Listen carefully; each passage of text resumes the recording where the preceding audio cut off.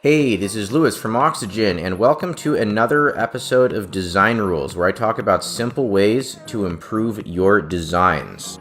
Today I want to talk about indicating where one section ends and another begins. Here we have two distinct sections. Here we have these statistics boxes, but then we have this call to action section with the person. And since they're both using the same background color, it's not clear that this isn't part of the above section. It isn't clear that these are sort of unrelated sections. So one thing you can do to separate these out is use some sort of horizontal separator or divider between the sections. Another thing you can do is just change the background color of one of the sections. I'm just going to use a slightly darker white, a silver. And now it's very clear that this is one distinct section and this is a different distinct section.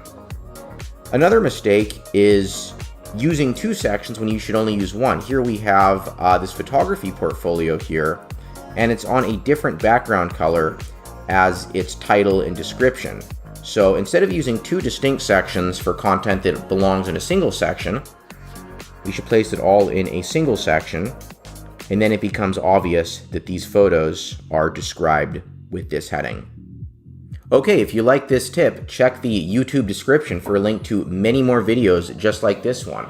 And if you aren't already using Oxygen, that's the design software I'm using in this video, go to oxygenbuilder.com and check that out. It is the ultimate way to build a WordPress website visually.